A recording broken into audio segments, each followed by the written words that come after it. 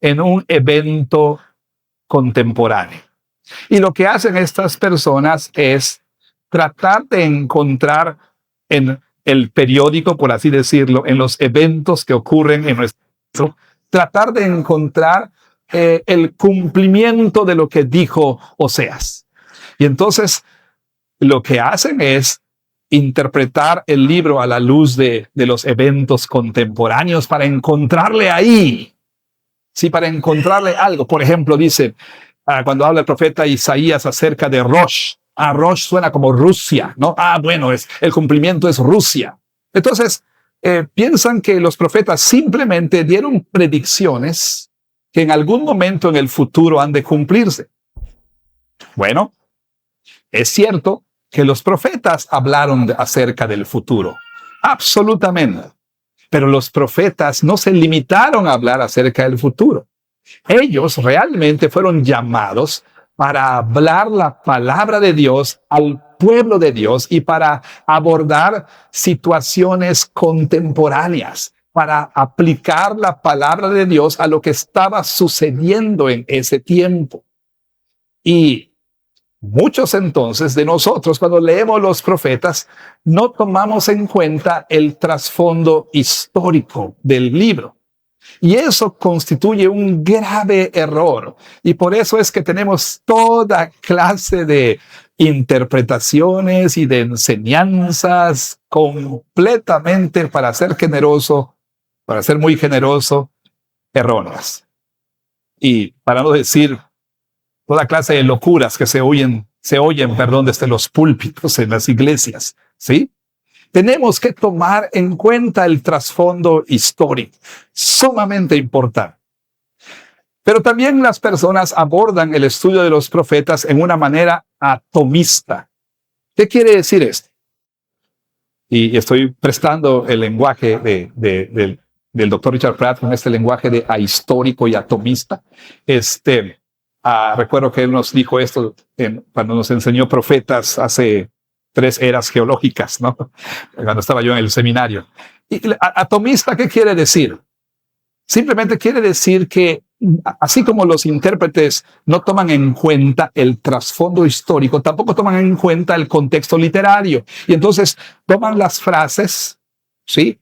Toman un versículo y entonces lo interpretan en una manera aislada, sin prestar atención a cómo ese versículo, cómo ese pasaje encaja dentro del mensaje del libro. No se fijan en el contexto literario, es decir, lo que se dice antes, lo que se dice después y cómo se relaciona con el propósito general del autor del libro. Esa es otra manera completamente errónea de leer los profetas. No es así como debemos leer Oseas. Nosotros tenemos que prestar atención al contexto histórico, pero también debemos prestar atención al contexto literario. Ahora bien, hablando de estas cosas, este versículo, el versículo 1, nos provee de información vital para entender el trasfondo histórico del libro de Oseas. Y usted dirá, ¿cómo? Bueno, note, por favor, que el autor, Oseas, nos dice lo siguiente: palabra de Jehová que vino a Oseas, hijo de Berí. Ahora, probablemente la mención del padre de Oseas se hace aquí para distinguir a Oseas de otros Oseas, ¿sí? Para que sepamos qué Oseas fue. De hecho, hay un rey del norte de Israel que se llamaba Oseas. Y hay otros personajes en la Biblia que tienen este nombre. Entonces, queremos estar seguros de qué Oseas está hablando, ¿sí? El hijo de Berí, no cualquier otro, ¿sí? Ahora, es como que digamos aquí en la iglesia, ¿verdad? Oye, esto es de David. ¿Quién David? El hijo de David Muñoz. Bueno, el hijo de David Correa. O el hijo de otro David. Hay que identificar porque aquí en la iglesia, ¿verdad? Si dicen David, como 10 de nosotros volteamos a ver, ¿verdad? Porque los que nos llamamos David somos parte de los 144,000 que nada, es cierto, pero bueno. Ok, entonces quiere que sepamos qué Oseas es. Oseas, por cierto, significa, el nombre está relacionado con el verbo yashá, que significa salvar. Oseas es un nombre que probablemente significa él salva, el Señor salva. Está relacionado con el nombre de Joshua, de Josué en el Antiguo Testamento, y de Yeshua, nuestro Señor Jesús. Oseas entonces, el hijo de Berí, él nos dice aquí inmediatamente que su ministerio fue un ministerio bastante largo, varias décadas de ministerio, ¿sí? Él fue llamado al ministerio en los días, se nos dice aquí, vamos a verlo más adelante, un poco más de manera detallada, en los días de Jeroboam, hijo de Joás, rey de Israel. Ahora les digo por qué. Y su ministerio se extendió hasta el reinado de Ezequías, al final del reinado de Ezequías.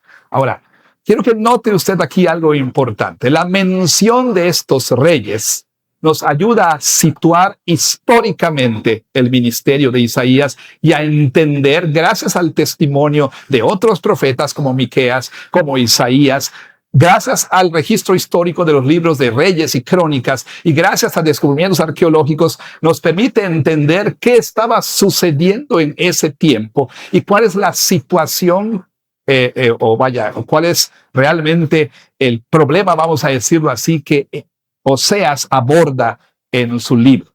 Ahora, es bien importante que si bien podamos identificar este trasfondo histórico, hagamos una distinción entre el ministerio de Oseas y el libro de Oseas.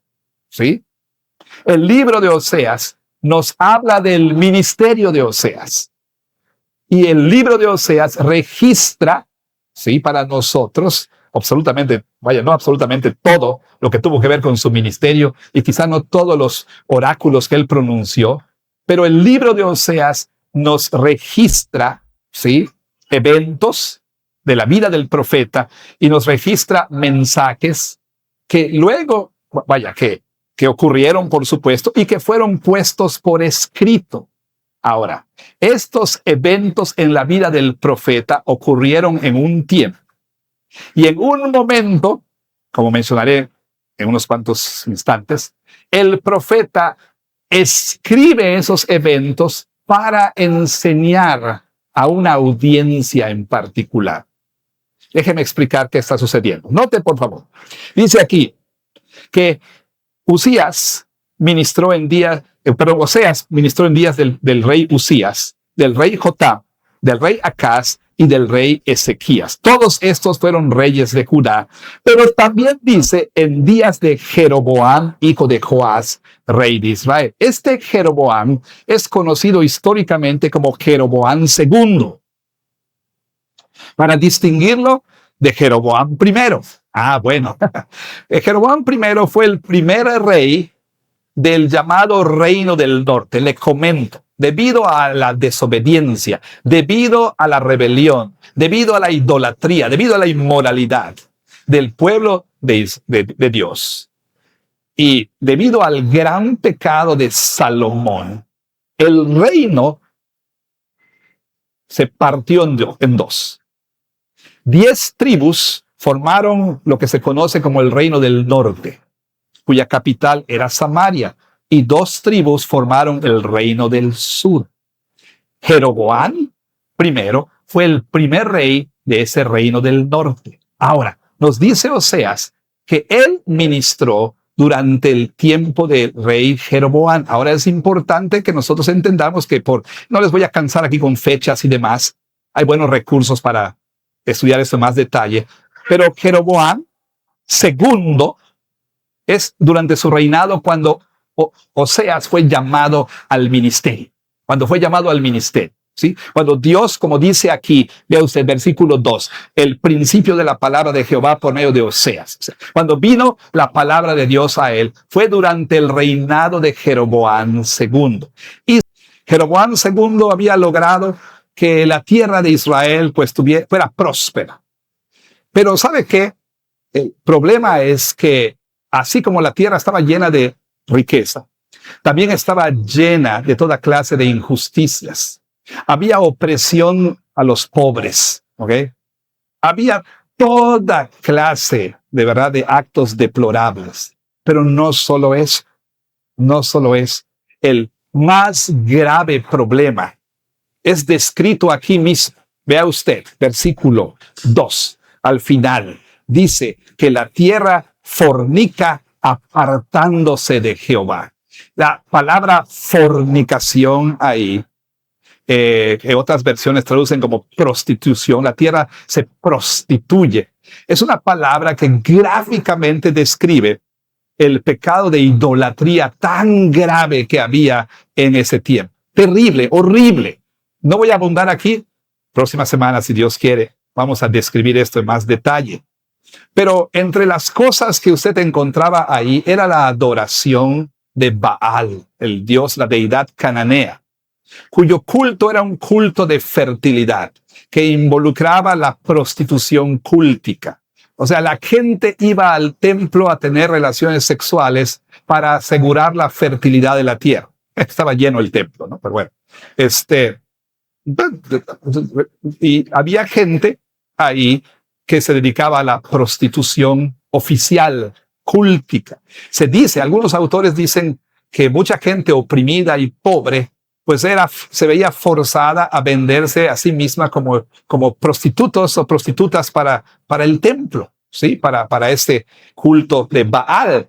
Pero lo peor del caso es que en el culto de Baal, ¿sí? O a Baal, la gente le atribuía a Baal las bendiciones que recibían de Yahweh.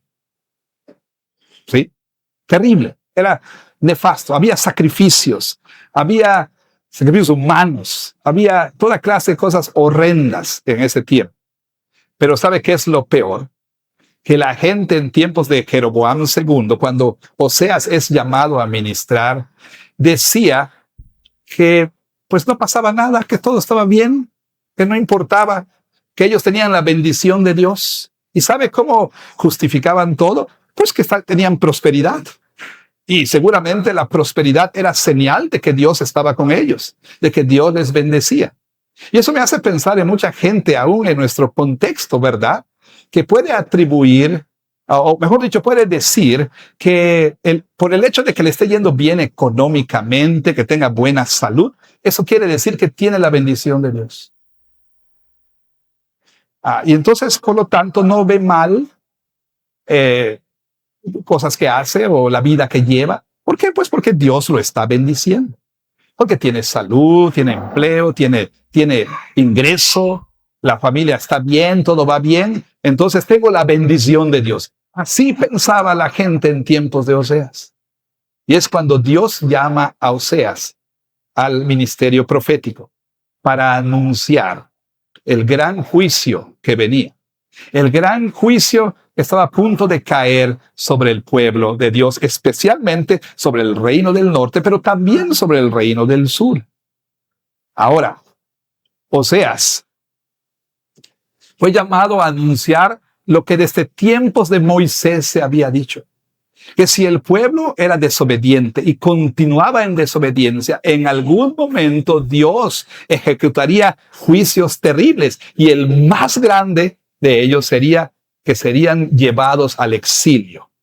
Oseas es llamado para proclamar este mensaje, para denunciar a Israel, para decirles: ustedes están actuando como una mujer prostituta, infiel, que se ha prostituido y ha fornicado con otros amantes. Es un mensaje bastante gráfico, pero el asunto, y lo veremos la semana que viene, es que Dios no solamente llamó a Oseas a proclamar ese mensaje, le llamó a ilustrar ese mensaje.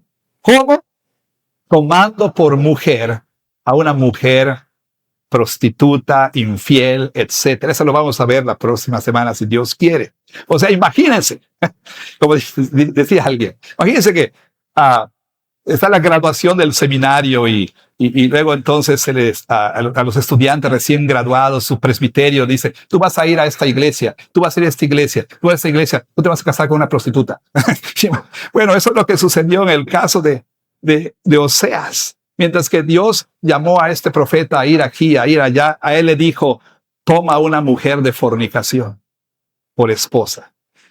¿Por qué? Porque Dios quería tener una ilustración vívida y gráfica de lo que estaba sucediendo ahí en el pueblo de Dios. Entonces Oseas es llamado a anunciar el juicio. Pero no solamente fue llamado a anunciar juicio, sino también a anunciar esperanza. Dios es un Dios fiel. Dios es fiel a sus promesas del pacto. Y Dios cumpliría sus promesas. Ahora, Oseas comienza a ministrar cuando estaba surgiendo una gran potencia militar, el imperio asirio. 44 antes de Cristo. 744 antes de Cristo, Asiria empieza a levantarse en el antiguo cercano oriente como la potencia. Y Dios empieza a decirle a su pueblo a través de Oseas, si ustedes no se arrepienten, van a ser destruidos por Asiria. Todo el ministerio de Oseas fue conducido en lo que se conoce como el juicio asirio, que tuvo varios años. Asiria surge como el poder dominante en el 744. Luego, más o menos en el año 732, empieza sus incursiones ya más serias a la tierra de Israel. Para el año 722 destruye el reino del norte. Y es cuando probablemente Oseas huye al reino del sur. Ahora, ahí entonces es cuando escribe su libro.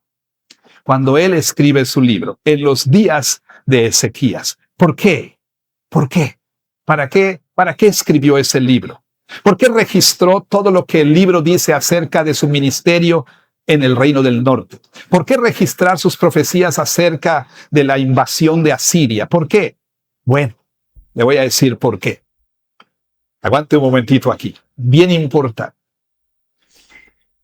Dicen por ahí un dicho, cuando veas las barbas de tu vecino cortar, pon las tuyas a remojar. Bueno,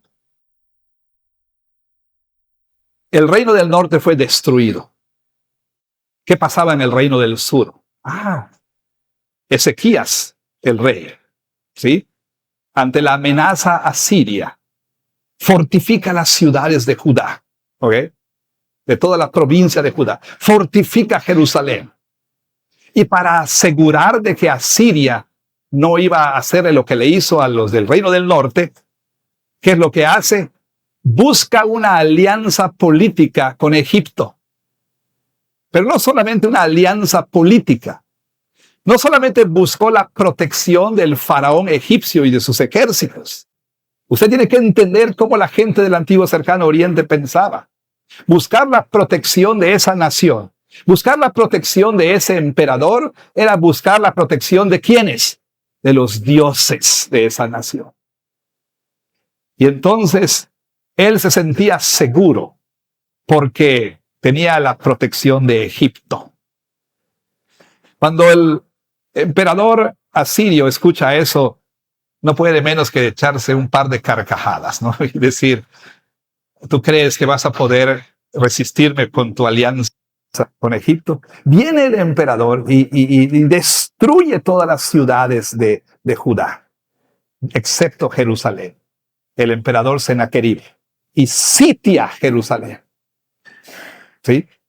Y entonces Sennacherib empieza a decir, ve lo que hice a todos los dioses de todas las otras naciones. ¿Sí? Ni tu Dios podrá salvarles, les dice. Y empieza a blasfemar en contra del Dios Altísimo. Isaías viene a Ezequías, el profeta Isaías, y le dice, le da un mensaje de parte de Dios. No temas, ¿sí? Porque Dios va a estar contigo. Ezequías se arrepiente, aparentemente, ora y suplica al Señor por misericordia. Y así como de película, está sitiada Jerusalén, ¿sí? Y entonces estaban a punto de ser destruidos cuando Dios interviene y Dios le dice, por amor de mí mismo, ¿sí? Y por amor a mi siervo David, voy a destruir al ejército asirio. Y Dios lo hace. 185,000 soldados asirios fueron matados, eliminados de manera milagrosa, y Dios salvó a Jerusalén. Y uno diría, pues Ezequías y el pueblo de Dios aprendería, ¿no? a confiar en el Señor. No tan rápido. ¿Qué es lo que hizo Ezequías en respuesta a esa gran liberación? Usted pensaría que Ezequías, aunque relativamente fue un rey más o menos bueno, que Ezequías iba a ser leal al Señor y en gratitud al Señor por su liberación. Él iba a adorar a Él y solo a Él y iba a ser fiel a Él.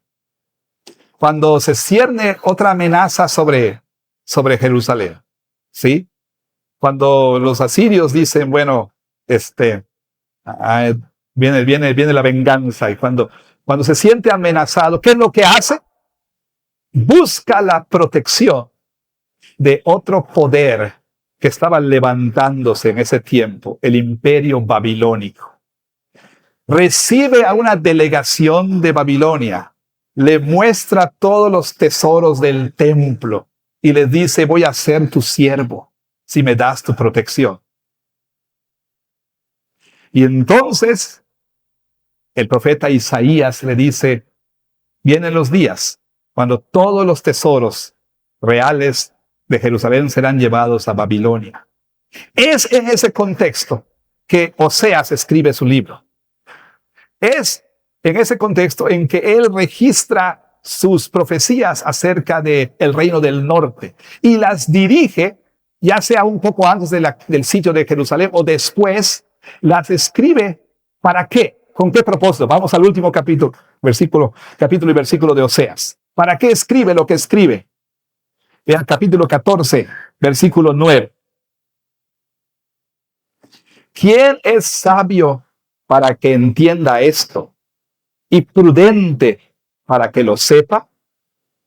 Porque los caminos de Jehová son rectos y los justos andarán por ellos, mas los rebeldes caerán en ellos. ¿Para qué escribió Oseas? Para impartir sabiduría a la gente, a los líderes de Judá y al pueblo del reino del sur, para impartirles sabiduría, para decirles, aprendan de mi ministerio en el reino del norte, aprendan de mis profecías con respecto a lo que sucedió en el reino del norte. Al enfrentar esta crisis, aprendan, sean sabios, no hagan lo que hicieron sus hermanos del reino del norte. No cometan el mismo error. Aprendan de ellos.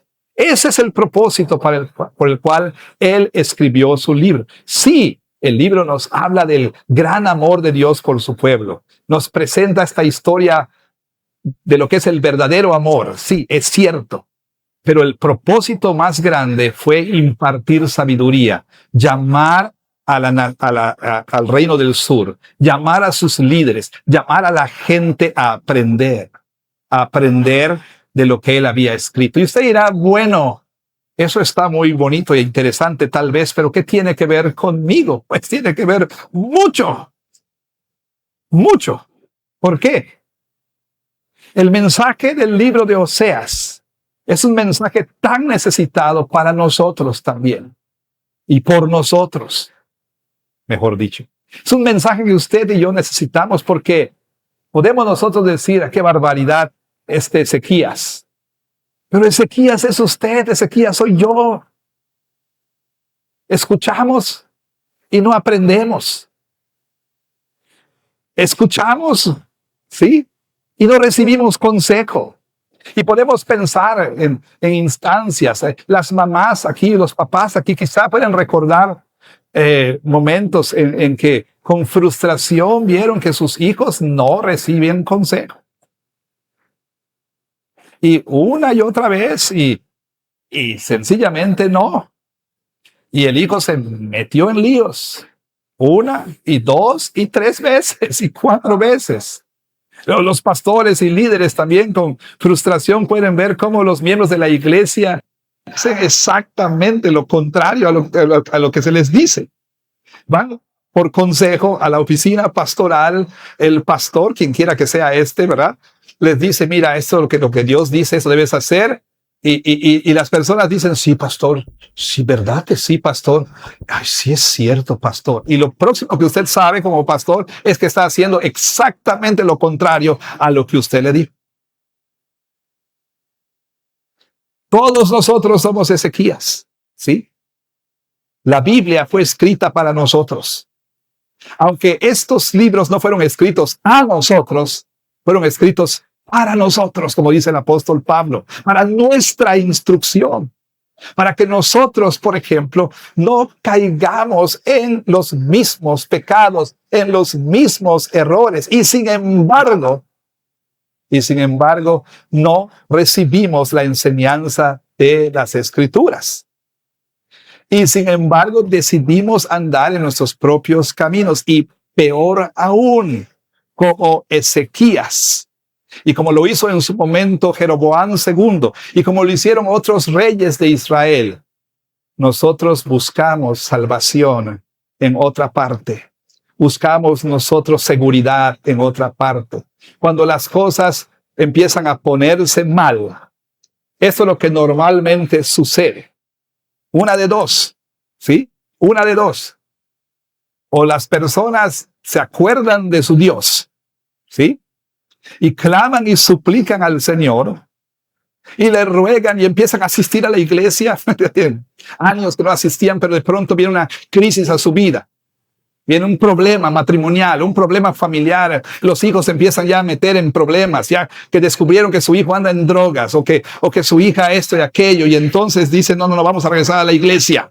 Empiezan a suplicar, Señor, por favor, que mi hija no esté embarazada o que no tenga problemas o esto, aquello. O rescátame, Señor, por favor. Ya, mira, te prometo, Señor, te prometo que ya voy a dejar a esa mujer o a ese hombre. Ya estuvo. Nada más que no esté embarazada, por favor. O sea, y entonces suplican al Señor por su ayuda. Y el Señor libera, el Señor concede la petición. ¿Y qué es lo que ocurre? Como Ezequías, ¿verdad?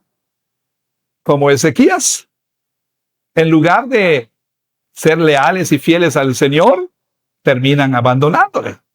¿Sí? Terminan abandonándole. ¿Por qué? Porque ya el Señor les dio lo que querían. Ya el Señor les salvó, ya el Señor les libró, ya el Señor les dio lo que faltaba, y entonces ya, se acabó. Entonces, volvemos a nuestra vida. Pues por un lado, te acuerdan de Dios. O por otro lado, también hay personas que lo que hacen es oír en la iglesia que tu seguridad se encuentra en el Señor, que debes confiar en el Señor, que tu satisfacción debe estar en el Señor, de que tú debes encontrar en el Señor tu salvación, y lo oyen y lo cantan y demás, pero como Ezequías también van en busca de el rey de Egipto o van en busca del rey de Babilonia para buscar entonces protección, para buscar salvación, ¿verdad? Piénselo. Esto puede tomar diferentes formas y podríamos poner diferentes ejemplos, muchos ejemplos, pero con el riesgo de sonar misógino, es como una persona, una mujer que a sabiendas de que tal vez, a sabiendas que no debería hacer tal cosa, lo hace. ¿A qué me refiero? A enviuda o lo que usted quiera. Y entonces de pronto empieza a ver que la cuestión económica no va bien, ¿sí? Que ya no hay ingreso o se empieza a sentir sola, los hijos ya no están en casa. Volvemos a hablar de muchas cosas. ¿Qué hace esa mujer? Pues decide iniciar una relación romántica con un hombre no creyente, buscando su seguridad económica, buscando su estabilidad, buscando sentirse amada, apreciada. Y así por el estilo, ¿verdad? La señorita que empieza a desesperarse porque piensa que su identidad tiene que ver con estar con una pareja y puede hacer lo mismo. El joven también. O nosotros podemos tratar de encontrar la seguridad en un negocio que no es muy, digamos, correcto, pero esto nos va a sacar de problemas. En fin, hay muchas maneras en las que nosotros, como Ezequías y los reyes de Israel y de Judá, podemos acudir a otros para salvación cuando hay problemas, cuando hay dificultades. Ahora, Oseas, y voy concluyendo con esto, Oseas fue llamado para anunciar a Israel, pero también a Judá, al reino del norte y al reino del sur. Y como lo veremos la próxima semana, que la continua rebelión del pueblo de Dios, no, en ese caso, no iba a ser tolerada para siempre. O sea, uno puede pensar que no pasa nada. Pero lo que una y otra vez el pueblo de Israel hizo. Si bien ellos pensaban, porque tenemos prosperidad, no nos va a pasar nada. Si bien ellos pensaban, porque tenemos prosperidad, tenemos la bendición de Dios, ya Dios llamó a Oseas para decirles, ¿sabes qué? Viene el día cuando Dios va a decir, no hay misericordia para ti. Viene el día cuando Dios va a decir, tú no eres mi pueblo. Viene el día cuando Dios va a derramar su juicio. Y uno piensa que la continua provocación al Señor va a poder continuar para siempre, y no es así. Oseas fue llamado para decirle al reino del norte, el juicio viene. Amados hermanos, la Biblia en términos generales, pero en particular nuestro Señor Jesucristo, ¿sí? Nuestro Señor Jesucristo nos llamó al arrepentimiento. Él dijo, el reino de los cielos se ha acercado, por lo tanto arrepiéntanse y crean en el Evangelio. ¿Se acabó mi tiempo? ¿Ya se acabó mi tiempo? Arrepiéntanse, arrepiéntanse. En una ocasión le preguntaron a Jesús, hablando de un suceso trágico, unos que murieron aplastados por una torre que se colapsó, y le preguntaron, oye Jesús, esto les pasó porque pecaron, y la respuesta de Jesús fue esta: si no se arrepienten, todos igualmente van a perecer. Pero oímos, ¿no es cierto? Oímos y no hacemos caso. Oímos las advertencias y no hacemos caso. No solo en la vida, de manera particular en cuanto a nuestra relación con Dios. De manera cotidiana podemos mencionar muchos ejemplos. Oímos señales de advertencia, oímos lo que le pasó a fulano, oímos lo que sucedió ahí, oímos qué le pasó a este hombre por andar ahí oímos todas esas cosas y no hacemos caso. Pero peor aún, la Biblia nos dice que si no nos arrepentimos de nuestros pecados, vamos a perecer, y continuamos nosotros tercos en nuestros pecados, y continuamos creyendo por la ilusión, ¿verdad? Tenemos la ilusión de que porque nos está yendo bien, tenemos la bendición de Dios, continuamos en nuestros caminos, en nuestros pecados, continuamos sin arrepentirnos, pero tarde o temprano el juicio de Dios va a venir. Por eso es que tenemos que oír y responder y aprender. Todo lo que en la Biblia se ha registrado es para nuestra instrucción. Dios no estaba bromeando, hermanos, cuando sacó a Adán del jardín. Dios no estaba bromeando cuando hizo el mundo perecer por un diluvio, ni tampoco lo estaba cuando Él derramó fuego y azufre sobre Sodoma y Gomorra. Y Dios no estaba bromeando cuando crucificó a su propio Hijo para llevar los pecados de su pueblo. Porque si algo nos dice la cruz de Cristo en primer lugar, es que Dios es justo y que Dios no va a dar por inocente al pecador. Y Dios nos dice, si esto le hice a mi hijo siendo inocente por causa de tus pecados, ¿tú crees que yo me voy a hacer de la vista gorda de tus pecados? Aprendamos y temblemos. Arrepintámonos de nuestros pecados, cualquiera que estos sean, mientras que es posible. Escuchemos a Oseas, recibamos su sabiduría. Escuchemos y aprendamos. Escuchemos, hermanos, y volvámonos de nuestros malos caminos. Oseas escribió su libro para que el sabio entienda, para que seamos sabios, para que seamos prudentes. ¿Por qué? Porque él dice, los caminos de Jehová son rectos y los justos andarán por ellos. pero los rebeldes, dice, caerán en ellos. Entonces, esta mañana, permítame hacerle dos preguntas para concluir. Una es si usted está realmente confiando en Dios o no. Si usted está buscando salvación en otro lado. Entonces le invito a que a lo largo de todo este tiempo, no sé cuánto nos lleve, conozcamos el mensaje de Oseas. Escuchemos, aprendamos y por obra del Espíritu Santo apliquemos su mensaje a nuestras vidas. Que Dios bendiga su palabra. Amén.